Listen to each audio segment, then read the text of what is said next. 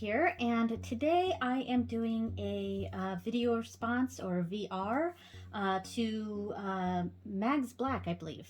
I'm trying to remember who started this. Anyway, so this is actually my first VR. I haven't done any of these before, and I've really kind of been bit by that bug and kind of wanting to do a lot of different VRs. So the one I am doing today is the hashtag I'm doing is my top 5 sharpshooters. That's right. So and I pulled out my decks. The top 5 sharpshooters. These are decks that I don't really have to think a whole lot about when I pull out cards. The responses are very immediate for me. They're very clear. There's not a lot of running to the guidebook for various things or things like that. So I did actually have a little bit of trouble picking out what I wanted to do for this, because there were 2 that were definites for me, definite sharpshooters, and then the third one was like, this one's a newer deck, so, you know, it more has the potential to be a sharpshooter, but I definitely believe that it will be, and it'll be right up there with my other 2. And then the bottom 2, the first ones that I'm going to go over, these are, I don't know how to put it. Well, let me just start. So I'm doing them in order from least to most, I guess. Least sharpshooter to most sharpshooter. Anyway, oh, and by the way, I've been saying this in all my videos lately, but this background here is not my normal background. I'm in my art studio because we're still doing a whole lot of renovations on our house, in our kitchen mostly, and because of that, my ritual room is kind of off limits for a while. I can go in there, but there's no heat in there, and so it's still in the 30s here in New Hampshire. So it's too cold to be in my ritual room. So I am in my art studio, and this background here is actually the copper backsplash that we're putting behind our stovetop. So yeah, anyway, so my first deck, this is the bag that I made for it. Let's see. This is let me see if I can get it out. Here we go. Everyday Witch Oracle. So this is what I chose for one of my sharpshooters, and this is the one that's at the bottom of my list here. So I chose this one because quite frankly, because it's a Rider-Waite-Smith clone, it just the depictions are very clear to me. I know what I'm looking at. I usually don't even need to see what it says down here. Like I can tell this is the 4 of Pentacles, and because of that, I just already know what it's telling me. And plus, the imagery is so very clear that. And we get some of these everyday things in here. So this is a negative that a lot of people have said about this deck, is that it doesn't seem to know what world it's in. It's very fantasy, and we get a lot of this like almost medieval fantasy sort of artwork to it, and then we get just random like everyday things. Like I think the Chariot has an actual motorcycle or motorbike in it. Yeah, and so it's a mix, and I actually have no problem with that, because I just sort of think of this as its own thing. It's not our world. It's not a specific type of fantasy world. It is a fantasy world, but you know, there are modern elements to it, you know, and like this is a total tropical picnic there for the world. Yeah, and there's a dartboard. Yeah, and this is, you know, I think universally, I think this is the least favorite card that people tend to have for this deck, and I kind of agree. Like it doesn't bother me so much, but I feel like I don't mind this. I just feel like there should be more to this, you know. With the Wheel of Fortune, there should be. I feel like they should represent different things in it. I guess what I dislike about this card is not the modern nature of it. Because like I said, that the modern mixed with fantasy doesn't actually bother me with this deck. But I dislike this card simply because there's just not a lot to it. And I feel like every other card is so detailed that this one just almost feels like a cop-out, if that makes sense. But anyway, so this is a sharpshooter for me because I can pull out cards and I can tell exactly what it's saying. I mean, here's this trapped of our own doing energy for the Eight of Swords, and this woman is blinded to the fact that she could easily leave. She's not as bound as she thinks she is, and that's like, I can tell these things with the imagery. They just make sense, and I really like that this Three of Swords is something different, because we still get that that imagery here of the heart with the swords through it, but it's a box of chocolates next to a bed where someone has been writing in their journal and they spilled their ink. Like, there's a lot of negative things happening, and it's raining outside, and there's a crow that's possibly foreboding something. It's just, there's a lot of imagery to this that isn't just the heart with the swords through it. So I appreciate that card. But anyway, so this is my bottom one. Yeah, that's fun. Yeah, I really like this deck. I like that card, the High Priestess. That's a good one. Oh, here's the motorcycle. Yeah, so here's the card with motorcycle. And I gotta be honest, it doesn't bother me. It doesn't bother me that there's a mix of our world plus a fantasy world. Yeah. Honestly, you know what it kind of makes me think of? It gives me Xanth vibes from Piers Anthony books, the Spell for Chameleon and the Xanth book. It makes me think of that because it's almost like a fantasy world, but there's a comical nature to it, and it's definitely not taking itself too seriously. But anyway, so that is my number 5 sharpshooter. All right, so the next one is in this bag here, which I made. So this is a deck that gets a lot of heat, I think, from the tarot world. And let me just pull it out, and I have the book in here with it, so it's a little tight because I put the book in there too. Not that I need the book for this one. And I could have put this one at the bottom. The book is actually taking up a lot of space in there, so I'm going to pull that out first. All right, there we go. Much easier. Maybe I'll not leave the book in there with it, so it's easier to take out. But this is, of course, the Light Seers Tarot. And I feel like this deck gets a lot of heat from the tarot community. And I think a lot of it, though, is because it's popular. It's a very beautiful deck that definitely leans to the positive. Even the negative cards have a very positive feeling to me. And there's really only one card in this deck where that actually kind of bothers me. But everything else, I like this deck, especially for reading for other people. Because it kind of softens a lot of messages. And if I feel like I have a client that really just doesn't need to be called out, this client needs some more comfort, I guess, or bad news to hit more gently, then yeah, I will definitely go with this deck. Plus, it's just aesthetically beautiful. Look at this Eight of Pentacles. Oh my goodness. And that's Eight of Pentacles is my favorite card in general for tarot. And this Eight of Pentacles is just lovely. I almost feel like I want to get just like this image, like a print of this and put it up because it also matches my art studio. But anyway, so I feel like the Light Seers Tarot does a very good job at gently giving information. Even this card isn't as horrible. I mean, this might be one of the most negative looking cards in this deck. But you still see the heart is being mended. So it's like this heartache has happened, but there's still a positive note to this card. So this is definitely a deck that leans heavily to the positive.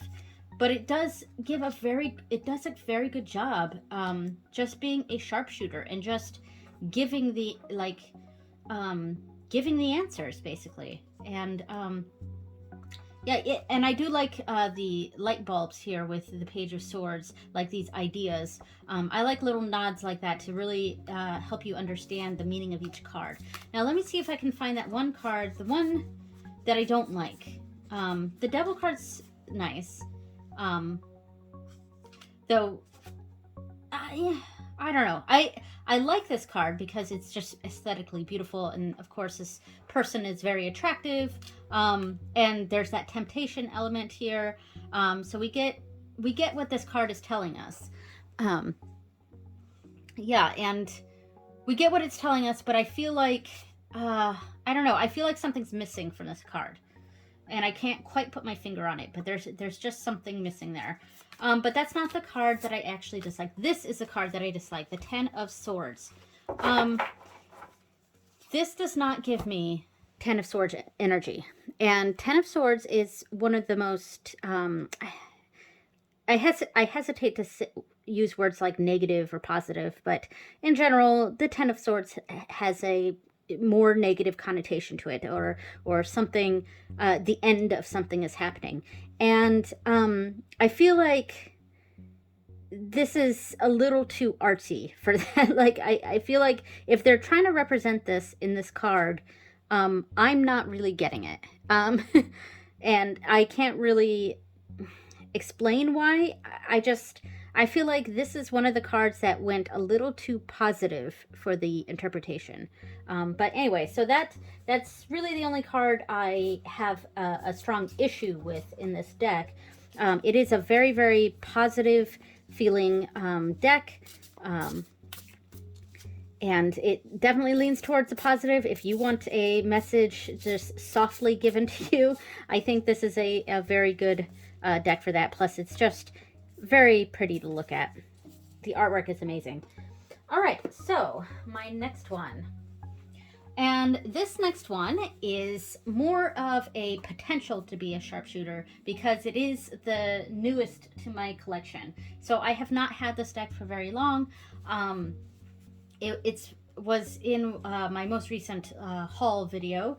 And this is the bag that I made for it. Went with kind of a tattoo theme here. And it is the Morgan Greer Tarot. I really love how I have matched the deck with the bag though. So anyway, so this is, I can already tell, and this is a new deck, so this is more of a potential to be a sharpshooter rather than a definite sharpshooter. But I can tell that this deck will definitely be one of my favorites. And there's just, and I love the backs. I mean, I wish it didn't have the copyright stuff, but you know, whatever. But this deck is, it feels very much like family to me. And family, and a lot of people have described this deck in this way. It's like the people in this deck kind of represent someone from a specific era, and it's someone from the 70s and 80s, because I think this deck came out in 1979. So the men in here, I mean, I've mostly come across women and young boys here, but like the men in here are very mustached, or they have beards, and they really make me think of like pictures that I've seen of my dad when he was younger, like in his 20s or even 30s, but pictures of my dad and my uncles when they were in their 20s. This is what this deck makes me think of. So there's something familiar with the imagery here, and plus it's a Rider-Waite-Smith clone, so I mean the messages are very clear on there. The imagery is very clear to RWS. So that also makes it very easy. And I got the tin version, the small version, because my tiny child hands has trouble with, this is such a beautiful card, has trouble with bigger cards. But yeah, I really I love the color in this Five of Swords here. It does a very good job conveying feelings here, and that's the other thing that this deck really does a good job with. I like big bold colors, and the colors in this deck are very primary. They're very bright, bold primary colors, and that really conveys messages to me beyond the simple meaning of the card. There's just an energy that I get from the colors themselves. Whoops. So this one is, you know, I don't know for sure that it will be a sharpshooter, but I because it is so new to my collection, this guy really makes me think of my dad. But it, oh, and with my favorite card, the Eight of Pentacles. But it just, I can tell by flipping through that this deck will be easy for me to read. And yeah, I've only done a few readings with it so far, and look at that, I can shuffle. Apparently I'm not going to bridge, but yeah, so it's more of a potential, but I did put it in my number 3 slot for my sharpshooters. All right, so next deck, let me move this out of the way. All right, so now we're at my top 2, and these are basically my 2 favorite decks. They're not in order of my favorite, but they're in order of how they're a sharpshooter for me. So my first deck here, or I mean the 4th, or the number 2 deck. Yeah, there we go. The number 2 deck I have here is, let me pull it out. I do need to replace the string for this because I made this bag years ago, and the blue hemp that I used to tie, used for the string here, are getting a little too stiff. It was a little difficult for me to open this, so I'm going to switch it to ribbon later on. All right, so this deck is the Anna K Tarot, and I love this deck. First of all, I like that the cards are fairly thin, because this deck I can shuffle. I mean, it's a little on the big side. You know, it's almost like squarish.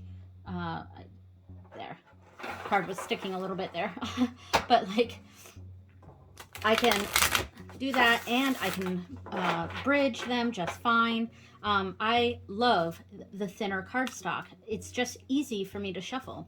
Anyway, so this is the Anna K, and this is, I have had this deck for a very long time. It's one of my oldest decks, and here again we're seeing a lot of those bold primary colors, which I have found I am very drawn to. I am drawn to, even though this deck is a lot darker than the Morgan Greer, it still has those bright primary colors, and I can really get a lot from these cards. And also the faces, because the art in this is very almost childlike art. I mean, refined. It's not, I don't feel like a child did these, because they're very refined, but they're a very specific style of art where it's like, it's very stylized as like a childlike drawings, if that makes sense. But the faces on these, because they're all so scrunchy. All the people in this deck have very like little scrunchy faces and stuff. Here's the Eight of Pentacles. And this one has more of a teaching element than a lot of other Eight of Pentacles. But their little scrunchy faces they almost look like Cabbage Patch dolls, but they're so expressive. Each face is expressive, and you can clearly see what each person in this deck is feeling. And because of that, this is a sharpshooter for me. This one, I think, is the most elusive, one of the more elusive cards in this deck, the World here, because we are just seeing like a world tree, the sun and the moons, the different faces of the moons. So everything coming together, I guess, is what we would get from that. I would say that this is one of the more confusing or less sharpshootery cards in this deck. But this one, the Ten of Swords, like the difference between this Ten of Swords and the Ten of Swords from the Light Seers, here we are seeing a positive aspect of this card. So it's not all negative. It's not just this death that happened. There's also this person walking away from this. So there's more to read into this than it's not making this into a positive. It's more of the next steps after this horrible situation has happened. This rock bottom has hit, and now we've gotten ourselves up, and we're still bloodied. We're taking that blood with us. We're still wounded, but we are on the next steps to being reborn after this tragedy and this hitting rock bottom. So there's a positive message that is coming from this very difficult card, but it's, you know, it's not softened like the Lightseers deck. And it sounds like I'm ragging on the Lightseers, and I'm really not. It's just that one card in that deck I have issues with, and I'm just kind of explaining how I see the Ten of Swords, and I don't like seeing something so, for lack of a better word, fluffy, I guess. And that's what I got from the Lightseers Ten of Swords. Whereas this one, it still has that positive message, but it's still, all the heavy hitting is still hitting. You know what I mean? All right, and followed by the Tower here, so there we go. Yeah, but this is, and this is, you know, I like this Empress here too. She's, I mean, she's almost like a, you know, she's a very full-figured woman here, and she's still very much in charge and a nurturer, but you know, that look on her face, she's also very serious, and you know, taking her job seriously. You know what I mean? Yeah, so I just, there's a lot I love about this deck, and this is and it took me a while to really I don't know if admit is the right word, but to be clear in my understanding that this is for sure my favorite deck that I own. I love the Anna K Tarot. I could gush about it for a long time. Like even the cards that a lot of people maybe don't like so much, like this one, I still like it. I think the Death card is my least favorite card, and that's a lot of people's Death card. This one, yeah, I don't really care for this card. It's just, it doesn't give me the feeling of what the Death card represents. So, I mean, we're just seeing death. You know, a black winged character here representing death, and it doesn't really give me the meaning of the card. So there's another one in this deck that maybe isn't as sharpshootery, but yeah, and I would say that this is my least favorite card, but I still don't mind it, and in general, this is my favorite deck. Ooh, I love this star card. Yes. All right, so I could talk about this forever. So let me move on to the final deck. All right. So the final deck here, and I did make all of these bags. This one I'm going to have to adjust. I think I'm going to tear this apart because I made this too scrunched in a little bit. So I'm going to have to adjust this bag. So this deck is the Book of Shadows So Below. So this was a 2-deck system. The other deck is the As Above deck, and I almost never use that deck. I don't really like the As Above deck. I did like it when I got it years and years ago. I have had this deck. This is like the first edition, and I have had this deck for, I don't know, probably about as old as my oldest child is. I've had this deck for a very long time, or the 2-deck system, and I used to really like the As Above deck, but my practice has really moved away from Wicca in specific. Like, I haven't considered myself Wiccan in probably 15 plus years, but my practice was still kind of Wicca-esque, if that makes sense. It was still very, well, yeah, I guess Wicca-esque is what I'm gonna say. It was very Wicca-esque, but especially in the past like 3 or 4 years, I've really moved away from that. Especially the like maiden mother crone archetype. I don't have that in my spirituality at all anymore. And the triple moon, however, I don't see as maiden mother crone. I see that as representing the moon, the moon phases and things like that. So I actually still very much resonate with the triple moon symbol. I just don't resonate with the maiden mother crone archetype anymore. And so the as above deck is very Wiccan-y, and even the suits or the court cards are elementals, maidens, mothers, and crones. So already that is like drawing me away from that deck. And the deck is just, I mean, it's beautiful, and it's very spacey and astrological, which I do actually very much like, but there's too much Wicca with that deck. And not that I'm saying there's anything wrong with Wicca, because there's really not. It's just that that's not my practice anymore. So I'm not drawn to use that deck anymore. However, the So Below deck I love, and this is probably my second favorite deck, second favorite deck, but my most used sharpshooter for sure. And this is because the images in this deck are very everyday, and these everyday images just immediately tell me what's going on in the card. And I mean, here's the Tower card. Like, we get this woman here who's, and the use of color, which, I love, especially as an artist myself. I can really enjoy that the whole room is like in this bluish tone, which is already that sadness going on. And then this person here is getting a phone call, which obviously has horrible bad news, and she is all in red, like this fire and rage, and she's even knocked over this cup, and the look on her face, I'm not sure if you can see in the camera here, but she could be angry, or she's very anguished here.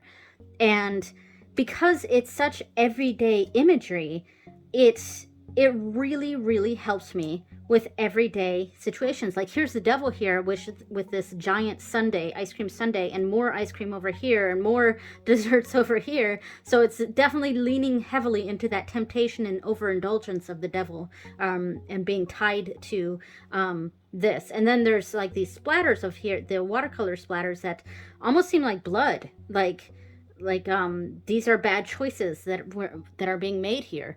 I really, really like how they depicted each card in this deck.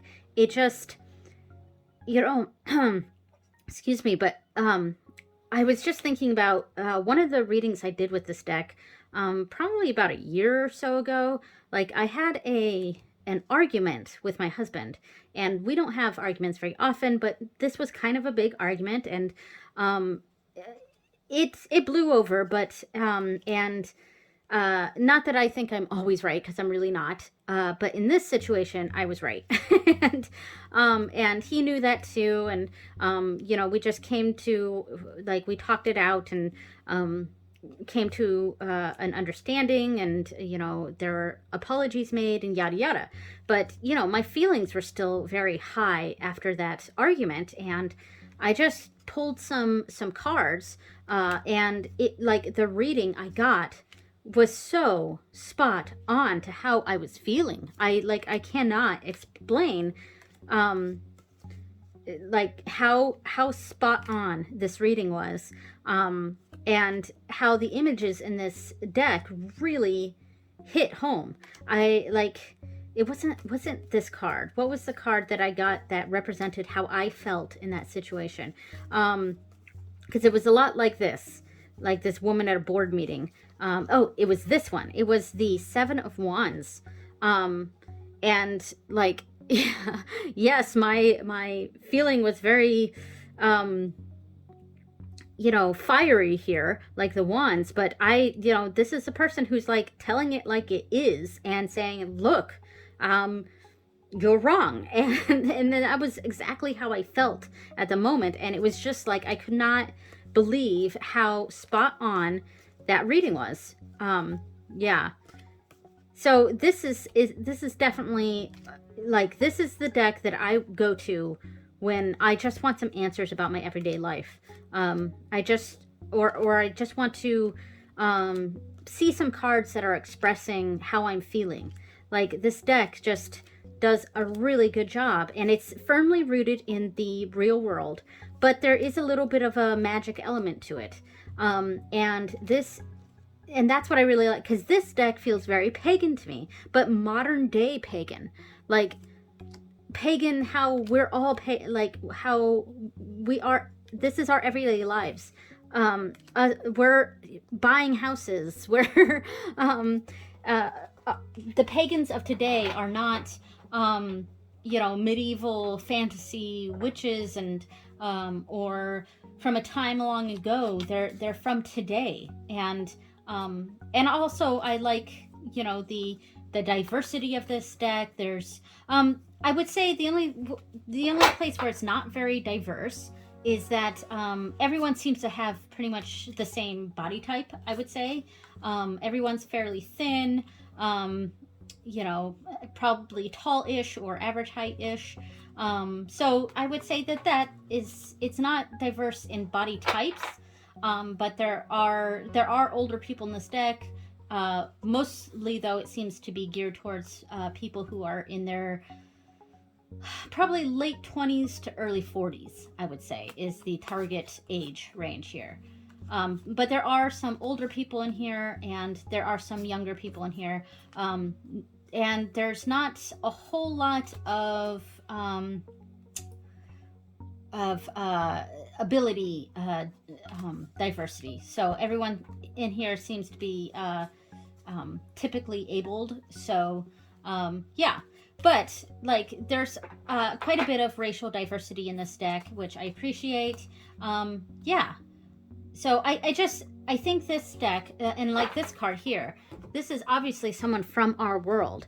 This is the Eight of Swords here, and someone who's probably feeling very trapped. But you see, everything she's working on is very witchcraft oriented. Like, it's astrology here, and this actually has the word Wicca right here. So maybe this is the most Wiccan card of the deck. I don't know.